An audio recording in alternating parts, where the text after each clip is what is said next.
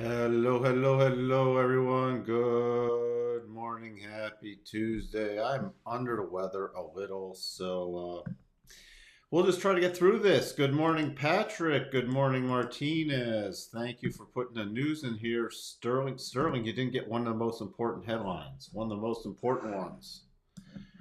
Bank of England's who pill people in UK need to accept they're poor. Inflation is making the UK as a whole worse off. There you go. You didn't get that one, Sterling. Oh, good morning, World Palms. Thank you for putting in the earnings too. Thank you. Verizon was a beat. McDonald's actually crushed earnings. I'm now going to be watching for a reversal pattern. But I guess the consumer is really going, they're cutting back and going to McDonald's. So, GM beat. UPS was a huge gap down. Good morning, Jacob. Good morning, Donald. Good morning, Christoph. Let's see. There we go. UK citizens have to accept they're poor. Good morning, Martinez. What a statement. Well, maybe if you didn't try to jack up inflation. Thanks, Christoph. If you didn't try to jack up inflation, why are we targeting 2% inflation anyways? Why? Where did that come from? Why are you trying to inflate? I know, because if you're a debtor, especially for a debtor economy, you want to inflate the debt away, but come on. We shouldn't even be targeting 2%. Where did that, does anybody have any insight on where that came from? Okay. All right. So, what do we have going on this morning besides earnings? We had a lot of earnings out this morning. We have a red book actually came in a little better than forecast. This previous was 1.1. This came in a little better. First little bounce in red book in a bit. Home price index year over year coming in at 0.4%. This is the Case-Shiller one. The other home price index is coming in at 4%. Consumer confidence coming in at 9. That's the only other real number I'm watching. Well, that's not true. I'm watching the Richmond Fed services and manufacturing at 9 and Dallas's services at 9:30, and then that's about it. But it'll be interesting to see. Remember, Dallas Fed yesterday, the manufacturing got crushed. And I'm interested to see the Richmond, even though it's a small regional index, it's forecast to, services are still forecast to be in expansion after the previous took a big dip. So, and manufacturing is forecast to be in expansion. So I am curious to see if these actually expand, because with a very quiet week so far until GDP and PCE, the market could react to some of these numbers. You see mega caps down, financials pulling back. What else do we have? UPS, after their earnings, down 574 basis points. Pepsi, what's interesting, Pepsi released too. Now, I watch some of these, even if I'm not in the stock, I watch some of these because like Pepsi's has been able to pass along pricing, like inflationary pricing, to the consumer, but their volume has stalled out. Okay? So they could be running all right, so volume's not growing, and they still grew earnings because they've been able to pass along their costs, but that looks like it could be coming to an end. So do keep that in mind. That's why it's handy to check on some of these things, just to give yourself an insight into what's going on potentially. Only thing positive, we got real estate, consumer, defensive, and utilities. So sort of a defensive rotation this morning. Basic material, financials, energies all pulling back.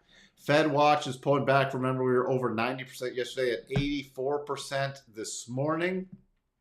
But unless, again, PCE comes in really dovish, I don't see how they're not hiking with this. And especially home prices still up. Fear and greed still solidly in greed mode. Gamma flip is 41.70. Right now we're trading 41.40. Now remember, as we approach the peak, negative gamma is all the way down at 4K, but as we really start approaching 4100, it really starts accelerating so we can get some more volatility. Remember, negative gamma doesn't just mean downside moves. Think in terms of volatility. So your upside and downside can be amplified until it gets to that dampening effect above 4170. And still your major put gamma is 4,000. 4,100 is the next. It's not anywhere close to 4,000, but you could get some acceleration, especially if we break below there. In terms of earnings, again, thank you for putting them in the chat. We had Verizon, UPS, Halliburton, GM did crush it. We already talked about McDonald's. I think I saw 3M was announcing more layoffs, increasing their layoffs. Spotify was up. I think that was based off the subscriber numbers, but their losses continue to increase. And PepsiCo was up, but we already talked about that. So if anybody has the UPS, if they could put that into, if you haven't already done it, I'm going to take a glance at the thing. Good morning, Options 22. Glad to see you back. Where are we sitting? Good morning, Anissa. I'd like to say hi. Bingo. Pick some other stocks, dark screen too. Why is gold going up and down? Really hard to short. Well, it doesn't have to go in a straight line. Remember, it's still getting bought. That's why I'm looking for these pullback areas as potentially areas to look for bottoming patterns again. What does this mean? Central banks account for a record 33% of monthly global demand for gold. Well, thank you for putting that in. I was just going to comment on that. And buying more gold than any time means there's a pretty strong floor in gold. Yeah, gold is a hard asset. I mean, it could be because inflation's not easing or because of expected global turmoil. Hey, Paul. It could be a combination between the two. I am keeping an eye on this little thing, this little potential. Now, you see here, dip buy from last Thursday, tail left behind, dip buy, dip buy. We keep getting in this area. One of these times, this is why I follow the rotation zone concept, because we got these intraday rotations, but it's really getting softened. And right below here, you got that key, 4,100. Now, the early warning sign for me is about 4,118. 4,100, you had some prior dip buys, but especially if we had a close below the rotation zone, really starting to focus on the rollover play. Other thing, we are back below the key trend line, and if we do get a nice little bounce play, this isn't official yet, but if we got a shoulder, a head, and if we get, this is too narrow a shoulder, but if we get another little pop play and then roll over, it doesn't really matter. I'll just put up the targets if that does form, but I'm really watching both 4,100, a quick trip to 40.50, and then the magnet at 4,000 between the 50 and the 62.5 retracement. Remember, 39.74, which not today, of course, but if we do roll over, especially let's say PCE numbers are strong and we start to get some downward pressure because weekly cycles are at the top, and this can take multiple weeks. Remember, this can take 3 to 6 weeks to really roll over. So that's why I'm focused on the downside. The upside can take care of itself, even on a bounce, unless we really got a close above 41.80 again. I have to stay looking for more favoring the short side. Thanks for putting in UPS. So UPS misses and guides down. There it is, and expects volume to remain under pressure due to macro conditions. That's what I need to see. Thank you very much, Sterling. So that's why the big gap down in UPS. There you go. I mean, we had that potential little double top. Well, again, it officially didn't trigger. It was a potential, but with this gap down, that's done. And it's gone. NASDAQ, we're closing in. I'm going to watch today, especially how it closes, to see if we close below the rotation zone. The key closing level still for the NASDAQ, pay attention to this, even if you're not trading the futures. Should check in on them. 12,925.50. It closed below that, triggers this double. Triggers the double. And could take us all the way down. Look at this. We're at a 50-week exponential, and the 21-week exponential are coming this. So this could be a return to the lower edge of the weekly rotation zone. I didn't do the upside targets for the S&P. If we do bounce this morning again, looking at stuff, I'm still using this. We break above 41.41. Your key targets 41.46 to 41.50. I'd really zero in at 41.50 again. And then then about 41.55. The NASDAQ to the upside would be on a break above about 13,017, and the first target would be 13,046 to 13,058 target area. Let me bump this down. And then your next major, if we did get some major rally, would be 13.1. To the downside again, pay attention. This key, this 12,920 area is going to be very key if we sell off. There's a major support there. The Dow key support is 33,770, 33,780, then 33,683, resistance 34,000. The Russell finally looking to break. This is where I'm going to be watching the Russell on the closing basis, because so far we've broken below a very key support level, this 1783, but I'll have to see how it closes. If it pops back in here, it's still stuck in the range. Major resistance still is 1808.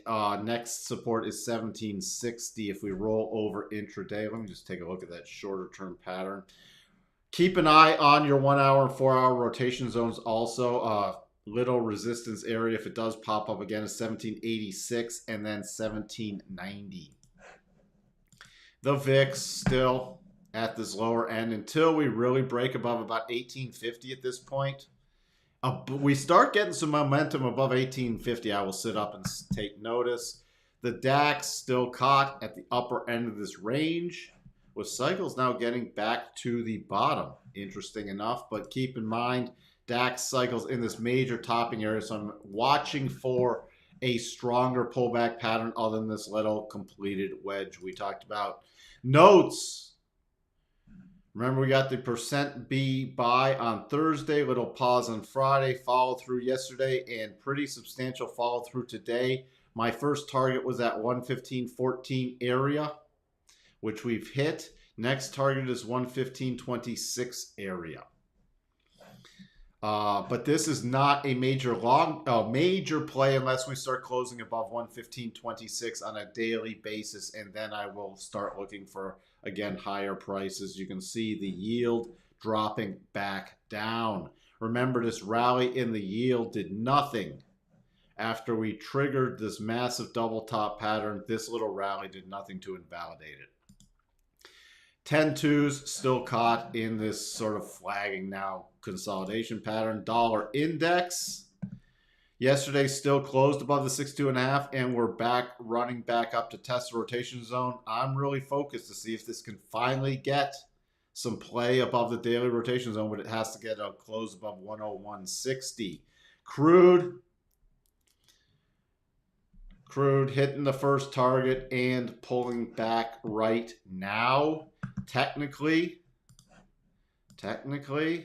with with the farthest away stop. If it closes below 77.64 on a 4-hour basis, this pattern is over after stalling at only the first target, which is traditionally a stop reduction.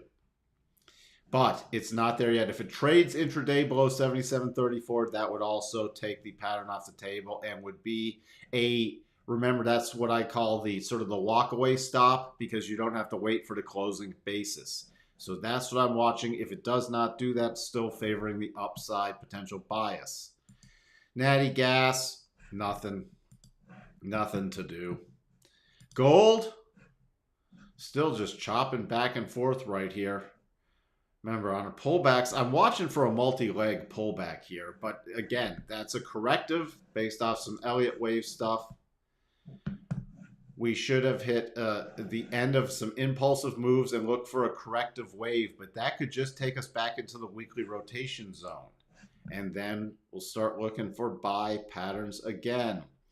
Japanese 10-year bonds climbing back towards that 50 area now, so I'm keeping it close. There's also a JGB...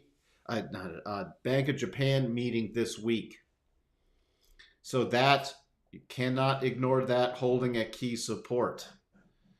Euro has a potential double top. Remember, we had that little mini double bottom, which fully played out. And now we have a potential double top, but that's a fair way off from triggering. But that's what I'm keeping an eye on, especially then that could be leading to some more dollar strength. The pound... the double is now a triple, so we do not have that. And by the way, this is not a head and shoulders. This shoulder is way too close to the head. Okay? If anybody is wondering. On a breakdown play, my next key target, since we don't have a head and shoulders or double top, would be 122.95 area to 123. Bitcoin, still just holding key support, but if we do start breaking below about 27K with some momentum, we could watch out below. Tesla, still trading down. I mean, Tesla's having to cut prices, and GM just crushed the earnings. So it'll be interesting. It will be interesting. We still have, longer term, since we have a bearish pattern trigger, watching for the pullbacks. So any rallies, I would be looking to sell. Personally, that's what I would be looking for, because we have a pattern trigger. The spiders, remember, close below 409.45. Then I'd really start watching for some lower prices, although it still is in the rotation zone. So it's a little... but that's where I'll be trading 410.76, 410.66 to about 410.30 is still key support. Resistance,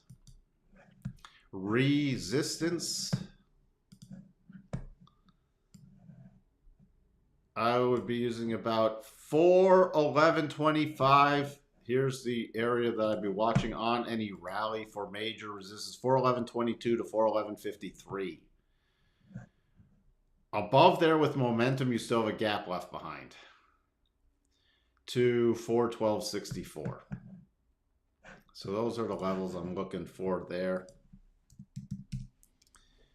The Qs, 314.50. Still 314.30 is 314.30 to 314 is major support. We break below 314. You have a gap still left behind back to April 12th at 313.04. And then I think we still have a gap to 312.72. So those would be my key targets to the downside. We have two gaps left behind. I'm going to bump this up just for now. Did that fill technically Let me see. Let me just make sure I'm right. 312.72. What was the low here? 312.57. Yeah, it did fill. But this key low would be the area. You have the gap and then the key low. That's what I'd utilize. It's close enough to there, and it was reinforced by this low. Then I would utilize the open back from this gap up, and then we still have a gap fill here. which correspond, well, that's to that open price. The true gap fills to about 307. So there's a lot of price magnets when this rolls over. SMH could trigger as well. Yep. We still have the valid potential double top, which is confirmed now. Confirmed, but not triggered. It could trigger today, so it's confirmed. So these levels, you know, nothing's going to move here, but you could see that pullback. And where does that fall with the weekly? It's against the weekly rotation zone, so it's a slightly lower probability, but this first target area is pretty good. And then the second target's coming in with the 50-week and a major support base. What else? What else?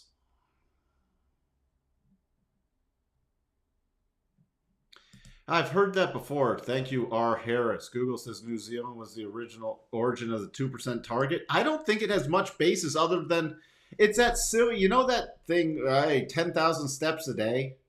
I mean, for some people, if you don't move, 10,000 steps will help you if you don't exercise. But 10,000 steps was like a made up thing. And then it became, oh, you have to do 10,000 steps a day. I think that's the way the 2% inflation target, somebody thought it, and then, all right, well, now it's become a rule. I don't think there's been a lot of economic studies about why we have to have 2% inflation. I think it's a joke. NUE. Can we actually do some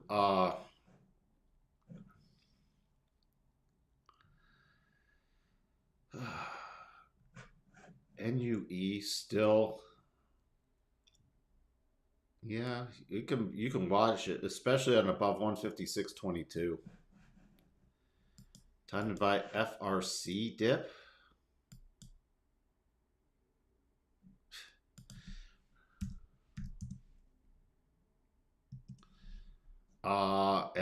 No. Their deposit numbers were horrible.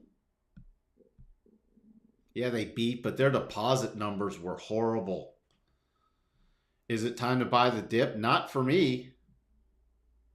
Trading against key support right now. This is not a chart pattern. Yeah, it's based sideways, but this is not something I need to buy unless there's a decent bottoming pattern. And so far, even with this gap down after earnings, there's not a decent bottoming pattern yet.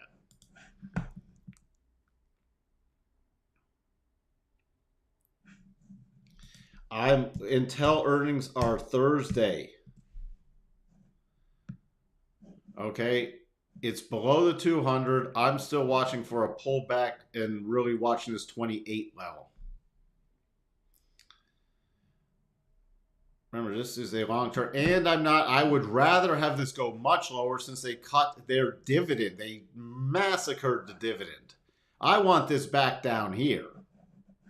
So I would, unless there's some bottoming pattern that sets up, I would be personally very patient. All right. That's where we sit. All right, everyone. Have a wonderful trading day. Again, just keeping these key lows. If these do break, don't know if that'll happen today, but we still got the little mini dips in here. So, but if those give way with a really weak tick, watch out. We could get some downward pressure. Other than that, going into the open, 41.44. That's about it. Roblox. That's the last one.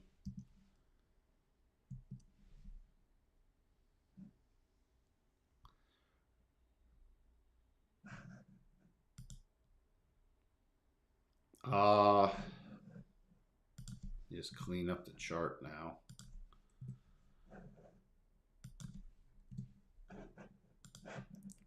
Your key level right now. Well, the 50 is about 36.64. You're trading right there pre-market. Your key level you want to watch is 33.69. Not only is that a prior support area, it's the 62.5. So, and then you technically can get into an advanced clear path. So that's the level I would be utilizing. And is there a major bottoming pattern yet? No. Do I prefer Intel over Apple? I'd probably prefer, well, again, I have to look at the dividend. That's a hard question. I mean, if Apple's still a bellwether, it's just, I would not be chasing it at this prices. But if Apple's trading at a decent PE for just pure capital appreciation, I'd be looking at Apple. Depending on what happens with Intel, if they reinstate their dividend or start jacking up or the price gets low enough, it's a different kind of play for me. They're completely different plays. So I wouldn't be analyzing the same way. But if you made me choose, I could either go into one or the other. After the market bottoms, I'd probably be looking at Apple first. Oh, thank you. Yeah, there's